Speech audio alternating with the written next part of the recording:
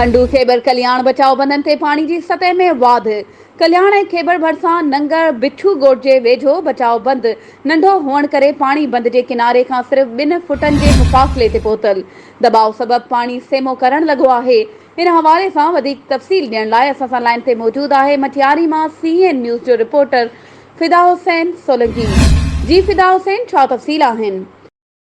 जियां त तव्हांखे आगाही ॾींदो हलां त राति खां वठी खंडू खेबर कल्याण बचाव बंधन ते पाणी सतह में मुसलसल वाध थी रही आहे। कल्याण खेबर भरिसां नंगर बचो ॻोठे वेझो बचाव बंद नंढो हुअण करे पाणी बंद जे किनारीअ खां सिर्फ़ 2 फुटनि जे मुफ़ासिले ते पहुतल आहे। दबाव सबबि पाणी सेमो करण लॻो आहे ऐं रोणी पवण जो ख़तरो पैदा थी पियो आहे।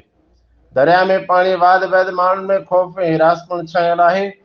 जॾहिं त इलाइक़े वासियुनि ऐं बंदनि जे वेझो रहंदड़ माण्हुनि जो चवणु आहे त सिंधु दरिया में मुसलसल पाणी वधी रहियो आहे। बंदनि जी हालत इंतिहाई कमज़ोर आहे।